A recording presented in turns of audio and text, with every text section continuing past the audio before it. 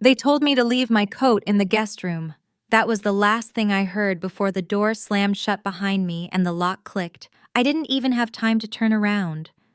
One minute I was walking and the next I was trapped. In a room with no windows, just a dusty bookshelf and the sound of my own breath tightening. It was my uncle's house, a celebration for his military retirement. But my own family had decided I was too embarrassing to be seen, so they locked me in a room, like a stain on their reputation. No one came for 10 minutes. 10 full minutes of pacing, trying not to cry, trying to pretend I was stronger than I felt. But then, I heard footsteps. The door opened, and standing there framed by the hallway light was a 4-star general in full dress uniform. He looked around the room, then at me, and said, "Ma'am, thank you for your patience." Then he held out his hand, firm, formal. We walked back out together side by side. The room froze. My mother's fork clattered against her plate like a gunshot. My sister looked away, gripping her champagne so hard her knuckles turned white. My father cleared his throat, but couldn't speak. And my aunt, the one who once said I'd never amount to more than a blog writer, blinked so many times I thought she might disappear. Then the general turned to them and said loud enough for everyone to hear, "She's the reason this investigation exists. Without her, your medals wouldn't mean a thing." And just like that, the room tilted. Everything they believed about me collapsed. I wasn't the black sheep anymore. My name is Eleanor Caldwell. For most of my life, my family treated me like I didn't belong, until a single handshake shattered their illusions. I'm about to share the full story. But before I do, can you say hi in the comments, or tell me where you're from? It means more than you know. Sometimes the smallest connection makes a story feel heard. And if you want more stories like this, please hit subscribe. Thank you. And now, let me tell you everything. I hadn't set foot in the Caldwell estate in 3 years. Yet here I was, heels clicking against the marble floors, the air saturated with polished oak champagne, and the invisible weight of 50 years of marriage. My parents' golden anniversary was less a celebration and more a power show, the estate a cathedral to tradition adorned in ivory linens, cascading lights and military medals gleaming in glass cases.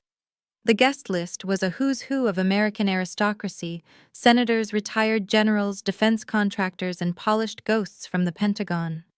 And then there was me, a black dress, a journalist's notebook tucked into my clutch, and the permanent stain of being the Caldwell disappointment. I wasn't in uniform like my brother Thomas, nor elegantly political like my sister Abigail. I was the one who wrote about war crimes instead of winning medals, who followed stories instead of orders. The look on my mother's face when I entered said everything. Thin smile widened, eyes barely veiled dread. Thomas approached me first, drink in hand, his West Point ring, catching the light as he clapped me on the shoulder. "Well, well, Eleanor the renegade. Finally emerged from your liberal lair in D.C. Before I could answer, my mother swooped in like a hawk in pearls. "Darling, your father left something for you, something personal. He wanted you to have it privately. Come with me." She led me down the corridor to my father's library, my favorite room as a child. The moment I stepped inside, the door slammed shut behind me with a metallic thud. I turned in panic. It wasn't just closed. It was locked, from the outside. The room was dim, the only light filtering through slits in the heavy curtains. My heart pounded. I wasn't sure if it was a test, a trap, or a cruel family prank, but I knew this wasn't about any gift. I scanned the room bookshelves from floor to ceiling, old war memorabilia, and then a painting. A portrait of my grandfather. The frame looked slightly off balance. Behind it I found the safe. Small, hidden, classic military-grade keypad. It took me 4 tries. The combination wasn't a birthday or anniversary. It was the code of my father's old unit, the one he'd once etched on his watch. The safe clicked open. Inside, a folder thick with classified documents stamped with red "Confidential." Department of Defense. I sat down. The words blurred at first: Operation Nightshade, internal memos, export routes, contracts with overseas militias, shipment schedules. It wasn't just weapons, it was laundering, collusion, treason. Thomas's name was on more than one signature line. And then I saw my father's initials. He had once opened an inquiry, then closed it. No conclusion. No accountability. I snapped photos, heart racing. I compressed them, encrypted them, and fired them off to Jules, my colleague at the Washington Herald. A backup copy went to my secure cloud. That's when the door opened. I stood expecting Thomas. Instead, it was General William Hargrove Pentagon Brass himself, followed by my mother and Thomas. I instinctively held my phone behind my back, waiting to be dragged out, or worse. But Hargrove strode up to me, extended his hand, and said with absolute calm, "Ms. Caldwell, we appreciate the cooperation from your team in the press." I blinked. My mother looked like she'd been punched. Thomas pale as limestone. I wasn't being hunted, I was the bait. The general turned toward them. "We've been tracking these leaks for months. Your daughter's presence tonight confirmed everything." That was the moment it hit me. The family's plan to test my loyalty, lock me in that room, maybe see if I'd take the bait, had backfired. Instead, they'd exposed themselves, their secrets, their sins. And I was standing in the middle of it, no longer the family disgrace, but the detonator. Hargrove and I walked back into the ballroom together, a pair of mismatched figures, he in his sharply pressed uniform, me in my simple black dress, and still shaking hands. The music had died down, conversations stalled, heads turned, murmurs rose like smoke. The general's presence wasn't just unexpected, it was a rupture in the pageantry. He didn't show up at private events like this unless something had gone terribly wrong. My mother's smile was frozen a shade too bright. Her eyes darted from me to Thomas and back, like a poker player caught bluffing with no cards left. I didn't wait for anyone to ask. I walked up to the microphone near the band and tapped it once. The echo silenced the room. I took a breath that scraped the inside of my throat and said, "Ladies and gentlemen, thank you for being here tonight. I know this evening was meant to celebrate 50 years of a proud military legacy, but there's something you deserve to know." I locked eyes with Thomas. He didn't flinch. Not yet. "Colonel Thomas Caldwell, my brother is under investigation for his role in Operation Nightshade, a covert weapons smuggling network exploiting our military supply chains for private profit." There were gasps. A few people rose to leave. One senator clutched his wife's arm like he was about to faint. I continued, voice steadier than I expected. "I've spent the last 6 months working with investigative partners and national security contacts to trace the origins of this scheme, and tonight I'm confirming publicly that I will be publishing a full exposé within 48 hours. Then came the real spectacle. 2 men in suits, FBI unmistakably, approached from the side of the room. One read aloud, "Thomas James Caldwell, you are under arrest for violation of the Arms Export Control Act and conspiracy to commit treason against the United States government." I watched the color drain from my brother's face as they cuffed his wrists behind his back. My mother let out a strangled sob and collapsed into a chair. "You've destroyed this family," she whispered. Abigail stormed across the ballroom, slapped me hard across the face, and hissed, "You always wanted to see us fall, just so you could feel tall." The sting on my cheek was nothing compared to what came next. My phone buzzed. It was Jules. "Text, you missed something. One of the documents, your dad's name is on it too." He knew, years ago. I felt the room tip sideways. My father. The unshakable James Caldwell. The man who'd built his identity on duty, loyalty, silence. He hadn't just known. He'd buried it. The guests began to leave, some out of discomfort, others from self-preservation. No one wanted to be associated with a collapsing dynasty. The headlines had already begun spinning: war hero's son arrested at anniversary gala, family legacy tarnished in federal sting. I looked toward my father. He stood at the far end of the room, unmoving, staring into nothing. Then he turned and disappeared into his office, closing the door behind him. No words, no defense, no rage, just silence. And I realized in that moment that I hadn't just set fire to my family's reputation. I'd exposed the rot that held it together. Washington greeted me with a brutal kind of stillness. Fog clung to the rooftops like a warning, and I found myself avoiding mirrors, as if I could outrun the version of myself that detonated a family in a single evening. Back at my apartment in Adams Morgan, I couldn't bring myself to unpack.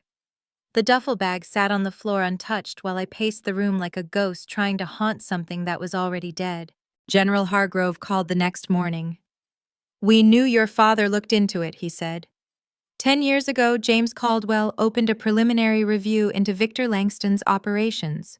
He gathered testimony, verified at least one suspicious export pattern, then filed the entire thing under "no action recommended." Why, I asked. It came out sharper than I meant. Maybe I was still hoping for a misunderstanding, a misfiled report, anything but silence. Because it was his old unit. Because he didn't want to destroy careers. Because he thought protecting their reputations protected you too. I hung up and just sat there. If I moved forward with my next piece, it wouldn't just implicate Thomas. It would draw my father out into the open. The quiet man who taught me to shoot a rifle before I could read cursive. The man who, for all his flaws, once told me, "Never be afraid to say the thing no one else will." He hadn't said it in years. But I'd built my entire life on it. Still, betrayal from your father is the kind that unhooks your spine. I didn't want it to be true, but I knew it was. 2 days later, while combing through public contractor databases, I came across a 3-year-old PR contract between Sterling Defense and an arms logistics company named Phantom Systems. The contract was signed off by Abigail Caldwell. My sister. My blood. My antagonist. I froze.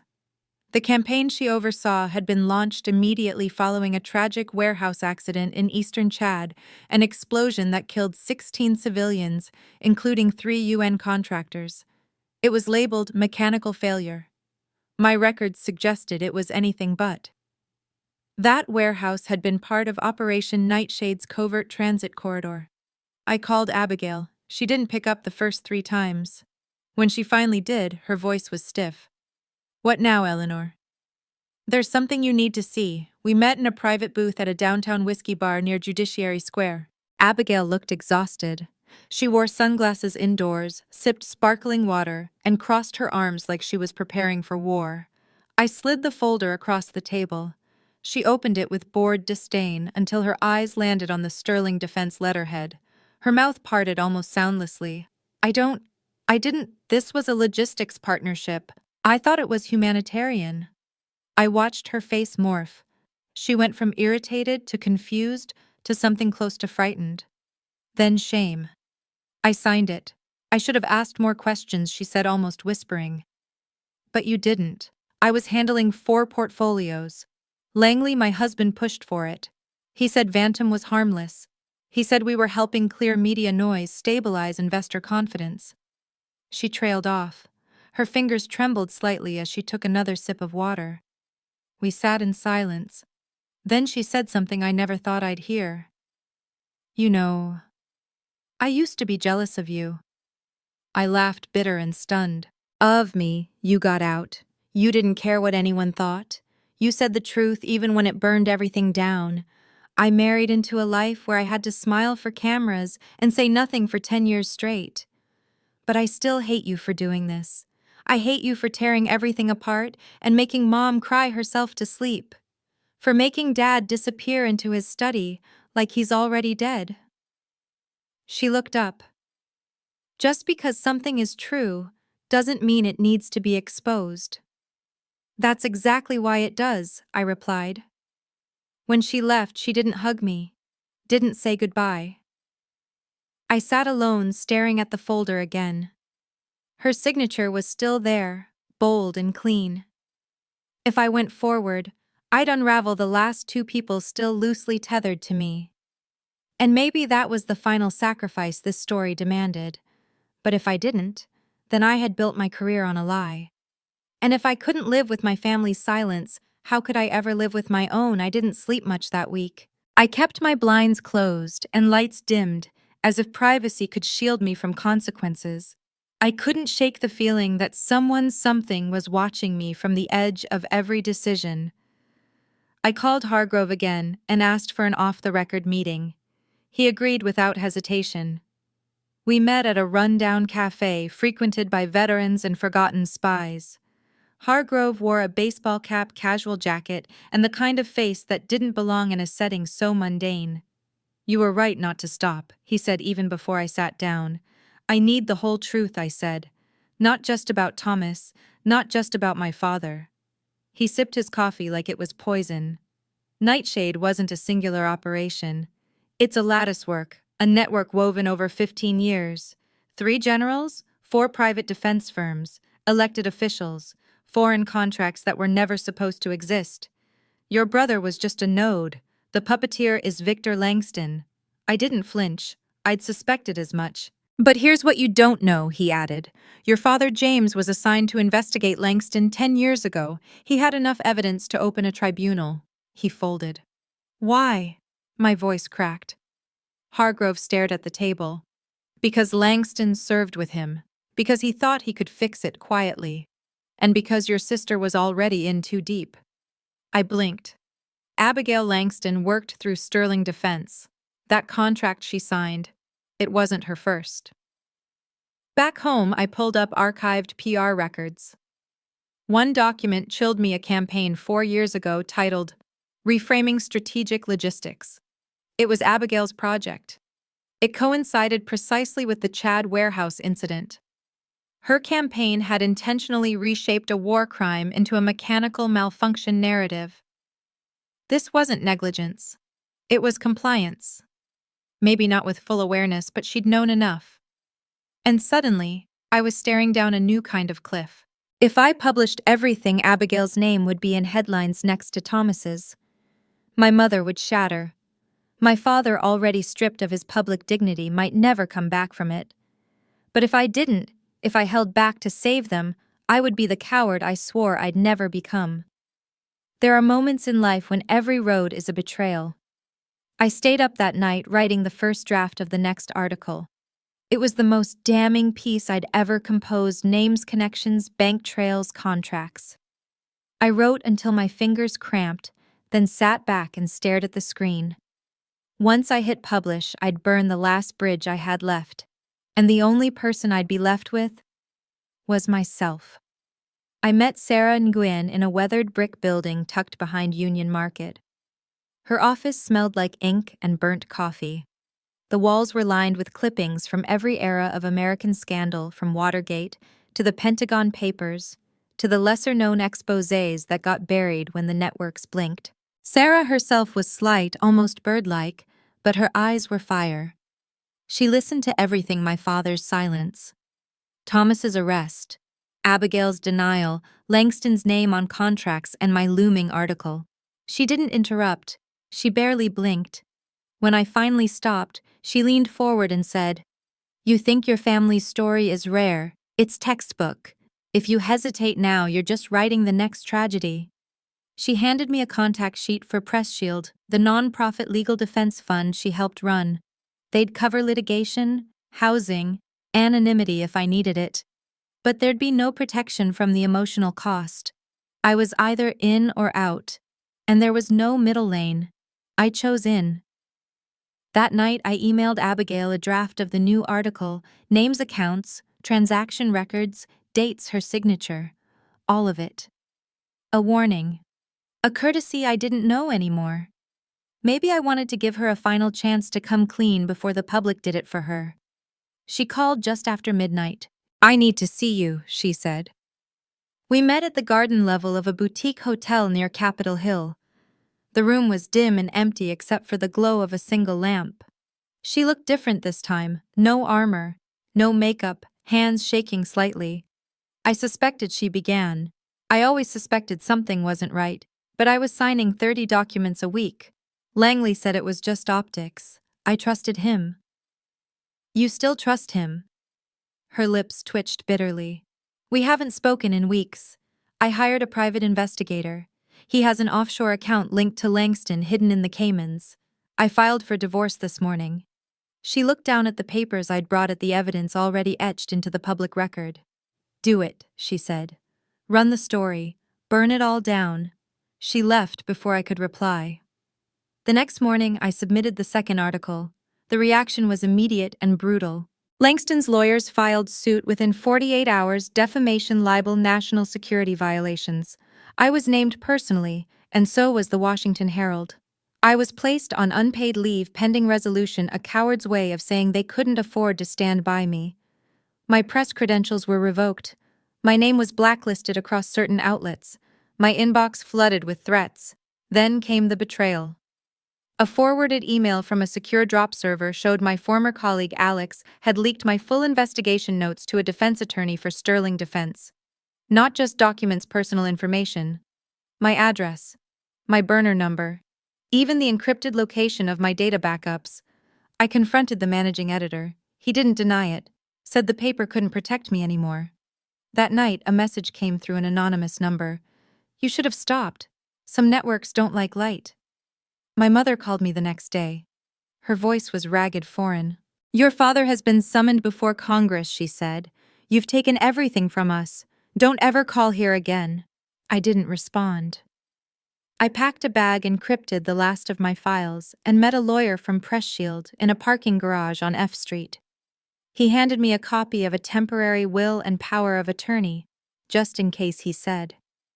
I walked out into the wet streets of Washington, clutching a USB drive in one hand and my own loneliness in the other. The rain came hard and cold. I whispered to no one, if I don't finish this, who will? I moved to Baltimore under an alias into a small studio apartment with barred windows and a door that creaked like it held secrets. I disconnected every digital trail, deleted my social profiles, and lived as a ghost. The days blurred. I slept little. Every knock on the wall felt like a warning. Every hum in the hallway sent panic through my ribs. But I kept writing. I kept tracing Langston's finances, mapping the shell companies, following the patterns others missed. I was close. I could feel it. Then came the final confirmation. A whistleblower inside Sterling Defense leaked an internal memo routing orders signed by Langston himself, moving weapons through falsified humanitarian shipments. It was enough to put him away. I logged it, archived it, sent it to Sarah's team for legal review. That night, I found the other betrayal. An email from Alex forwarded accidentally to the wrong address showed the depth of what he'd done. Not only had he given Langston's legal team my research and my address, he'd also shared names of sources and whistleblowers under protection. One of them had gone dark the day before. The fear settled in my lungs like concrete. I sent one last email to the Washington Herald. No one responded. And then the door came crashing in. I'd just hung up with Sarah when it happened.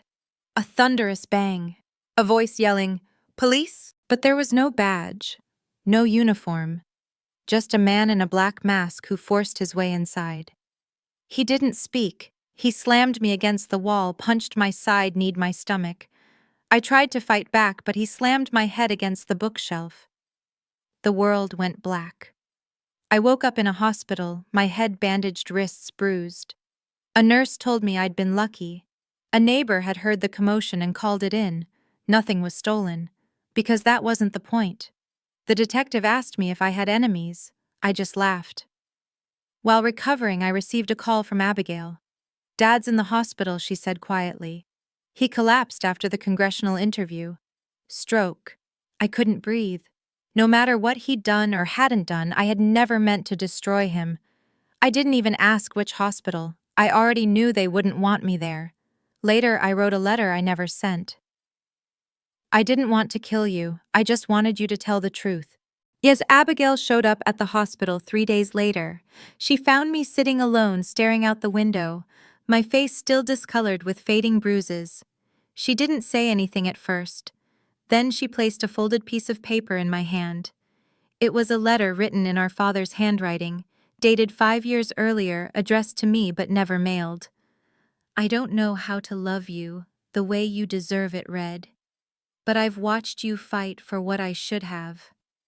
The truth you demand is the same one I've run from all my life." I folded the paper with shaking hands. "I can't bring him back," Abigail said. "But if you're still willing, we can end this. Together." And I realized this wasn't about vengeance anymore. It was about finishing what we both had failed to start. Healing started slowly. My body bore bruises that faded in uneven patches, but the weight in my chest clung longer. The hospital discharged me with a list of appointments for physical therapy and trauma counseling. I took every one. Abigail became a constant presence during that time. She brought groceries. She brought records. She brought silence when I needed it most, and questions when I least expected them. Gone were the stiff suits and perfect curls. She wore sweatshirts, sneakers, and regret. Over sandwiches one afternoon, she finally admitted it. My marriage was a stage. Langley was the audience, and I played the part he needed. For the first time, I saw her as someone who had been trapped too, not in combat zones but in boardrooms and ballot boxes. The cage was velvet-lined, but a cage all the same. She handed me a thumb drive. I found these in an old encrypted backup. Langston's campaign donations, fund transfers to Geneva. They're laundering money through at least 3 fronts. You were right. I plugged the drive into my laptop that night, hands trembling. It was all there. Transaction trails from Sterling Defense to shell corporations in Switzerland. Fake contracts for humanitarian aid. Signed approvals from Langston. Discrete payments to contractor services traced to offshore accounts used by a private security firm rumored to clean up inconvenient leaks. I didn't need a map to know what that meant. Abigail sat beside me as I worked, highlighting timelines and pointing out language she recognized from internal memos. "I think they're the ones who came after you," she said. "I think Langston had you marked from the moment your first article dropped." I nodded. We were done reacting. It was time to go on offense. I called Sarah Nguyen and walked her through the findings. She was calm, methodical, and direct. "We'll publish through a secure international platform," she said. "They can't shut it down and your jurisdictional risk is lower. But you'll need to be ready. This will be the article that brings them to their knees." I drafted a new report, detailed and damning. Abigail reviewed it with me line by line. We were no longer adversaries. We were allies. Then an email came through encrypted lines. It was from a man calling himself JD, a former logistics manager at Sterling Defense who'd vanished after an internal audit. He offered evidence, shipping manifest security footage, internal communications between Langston and high-ranking officers. But he had one condition: witness protection. Press Shield arranged the rest. We set the testimony documents and supporting data on a secure cloud. Then we waited. Before we could act, my phone rang. It was my mother. "I know what you're about to do," she said. Her voice was thin, quiet. "I'm telling the truth," I replied. "You'll destroy your father. He made his choices, and you'll lose us." I paused. "Didn't I already?" The line went silent. She didn't hang up. She didn't speak. She just stopped. And for the first time, I heard doubt in her silence. That night, I finished the article. Everything was in place. Every name, every number, every contract. The story was ready. I scheduled it to publish at 6:00 a.m. the next morning. I closed my laptop, sat back in the chair, and stared at the wall. Tomorrow, everything would change. At exactly 6:00 a.m., the article went live. Operation Nightshade: The Betrayal Within. It spread faster than I imagined. Independent media picked it up first. Then Reuters, then CNN, The Times, The Post. By noon, my name was trending on social media. News anchors quoted me. Former soldiers shared it. Congressional aides scrambled to issue statements. By sundown, Victor Langston had been detained for questioning. Sterling Defense responded in kind. Their lawyers filed a federal lawsuit against me, defamation conspiracy, national security violations. They accused me of hacking, theft, and endangering lives. The complaint was thick, slick, and clearly designed to bury me in litigation.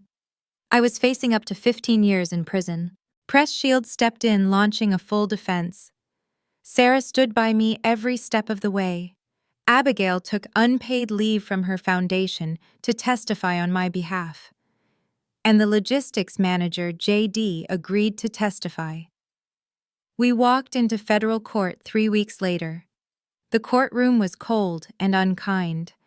Langston sat across the aisle unbothered, smirking like he already knew the ending. His legal team towered in expensive suits. Cameras weren't allowed inside, but the entire world was watching from outside. Then the witness took the stand. JD detailed every shipment, every deal, every order disguised as medical aid. He handed over hard copies of manifests, emails from Langston, and a USB drive with footage of armed crates being loaded into false flag vessels. He had receipts, he had timelines, he had the truth. Langston's team tried to discredit him, said he was disgruntled, a traitor, a thief. But then came the smoking gun. An email from Langston sent months ago instructing JD to scrub all files relating to nightshade operations. It was short, precise, impossible to deny. The courtroom turned. Langston stood shouting that the government was corrupt, that others were involved, that he wasn't the only one. But the judge banged the gavel and ordered his arrest under the International Arms Export Control Act. He was taken away in handcuffs. It didn't bring me joy, only breath. After the verdict, ripples echoed across the institutions that had sheltered him. My father cooperated fully with investigators.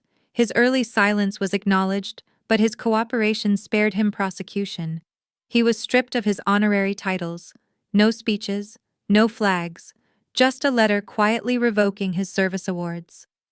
My mother withdrew from every social club. She stopped attending church, stopped hosting garden brunches. I don't think she ever forgave me, or herself. Abigail launched a nonprofit initiative to support women navigating power-abusive relationships, political, professional, personal. She used our story as her first case study. And me, I was invited to speak at the National Conference for Investigative Journalism. The ballroom was full. I stood behind the podium, the lights blinding and hot. I said, "Truth will not make you popular. It may never make you whole, but it will let you live with your own reflection." People stood and clapped. But I wasn't looking at the crowd. I was looking at the edge of the room where Abigail stood waiting. When I walked out, she hugged me. Not a performance, not a symbol, just a sister finally seeing me as I was. We stepped out into the light together. I tilted my face to the sky and breathed. I hadn't saved everyone, but I hadn't lost myself. Baltimore felt colder than I remembered. Maybe it was just me. After the trial, I returned to my apartment, now stripped of the blinds I once kept drawn for safety. The sun came in freely, but I still felt like I was hiding. News outlets called it a historic victory, a moral triumph for American journalism. But my body didn't know how to feel triumphant. I didn't feel vindicated. I felt hollowed out, like I'd left pieces of myself in every courtroom hallway and press conference. Abigail sent flowers, white lilies and freesia. The note said, "Mom's reading every article you wrote." She said, "You were never wrong." I stared at the card until the edges curled. I didn't know if it made anything better, but it made the silence feel a little less sharp. Late one night, my phone buzzed. A message from my father. "Dad doesn't hate you." 4 words, no punctuation, no warmth. But it was more than I'd expected. And for him, it was everything. I held the phone for an hour, rereading the line like scripture. I didn't reply. I couldn't. I just let the tears come. And when they stopped, I finally slept. A week later, Sarah Nguyen invited me over. Her home smelled of old books and bitter tea. She was waiting at the door with a manila envelope. Inside were documents from stories she'd never published, stories buried by red tape, corporate fear, and government threats. Scandals no one had dared touch. She looked at me and said, "You've walked through fire, but the fight doesn't stop. These are yours now, if you want them." She didn't need to ask twice. We sat at her kitchen table going through every page. Each file was a doorway into another unspoken truth, another wall waiting to be broken. She offered the protection of press shield to guide whatever I chose to pursue next. For the first time in a long while, I felt a flicker of purpose return, not rage, not vengeance, but clarity. Days later, I got word from a source at the FBI. Victor Langston, in a desperate attempt to lessen his sentence, had offered full cooperation. He gave up names: senators, generals, defense contractors, foreign liaisons. Some of them had served alongside my father. Some of them had once sat in our dining room. It broke something in me to imagine the look on my father's face when he saw that list. Langston's cooperation didn't excuse what he did, but it ensured the collapse of the infrastructure he'd helped build. Sterling Defense was disbanded, assets seized, contracts terminated, entire divisions gutted. My father stopped responding to anyone after that. My mother, after months of silence, finally called. Her voice was softer, thinner. "I don't know what to say," she murmured, "but if you ever wanted, I'm making your favorite stew this weekend." I waited, then replied, "I'll come, but only for dinner, not to move back." There was a pause, then a faint laugh. "That's enough." We didn't speak of what had passed. We didn't apologize for what couldn't be undone, but the door was open. I started building something new. With Sarah's support, I launched a scholarship fund in her name, dedicated to training young investigative journalists, those who dared to speak when no one else would. I named it the Nguyen Fellowship. It wasn't just a tribute, it was a promise. At night, I began writing my first book, not just about Operation Nightshade, but about growing up in a house of silence, about what it means to break away from legacy, about what truth costs when it's personal. It was a book I knew I needed to write, and I wasn't afraid of the noise anymore. I had lived through worse. The award ceremony was held in Washington, D.C., beneath gold chandeliers and velvet curtains that had witnessed more politics than poetry. I wore a black suit, clean lines, simple heels, hair pulled back. No armor, just presence. They called my name for the National Press Freedom Award. As I stepped onto the stage, the lights blinded me for a moment, but when I looked down at the audience, I saw them. My mother seated, straight-backed, hands clasped, Abigail beside her, her eyes steady, and my father frail in a wheelchair, no longer in uniform. Just a man. Just my father. I didn't look at them long. I placed a hand over my heart and spoke. Truth isn't easy to live with. It doesn't flatter. It doesn't protect reputations. But it is the only thing that allows us to live honestly with ourselves and with others. There was applause. I barely heard it. When I stepped down, my father struggled to rise. His body trembled, but he stood. With effort. With pride. He walked toward me with a cane in one hand and determination in the other. And when he reached me, he pulled me into an embrace. He didn't say anything. He didn't have to. I held on, eyes closed, and felt years of weight fall away. I had been searching for this moment without knowing if it would ever come. And now it was here. Simple, quiet, real. Weeks later, we had dinner at the Caldwell home. Just dinner. No ceremony, no speeches. Mother brought out the roast. Abigail refilled everyone's glass. Dad sat at the end of the table, quietly spooning peas onto his plate. We spoke about gardens, about books, about the rain coming in spring. No one mentioned the hearings, or the years we spent blaming one another. And maybe that was the greatest piece we could offer, sharing a meal without needing to make sense of the war. Afterwards, I walked alone by the Potomac River, the same letter in my coat pocket, the one Dad wrote but never sent. His handwriting had faded with time, but the meaning hadn't. I stopped by a bench near the water, sat down, let the breeze pass over me. Above me, the sky stretched clear and blue. I tilted my face to it, no longer waiting for the next blow. I smiled, not because I'd won, but because I hadn't gone silent.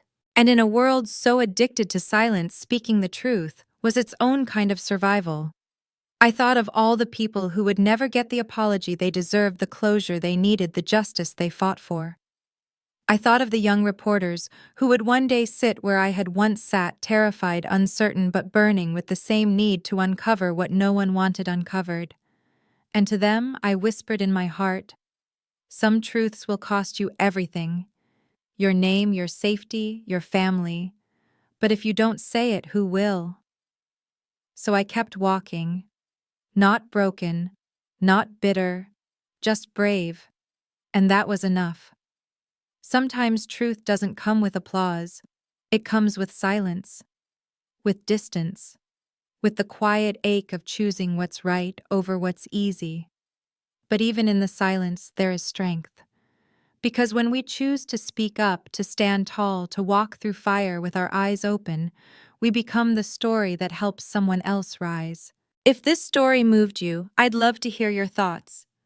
Drop a comment, subscribe, or share. Your presence here means more than you know. Thank you for listening.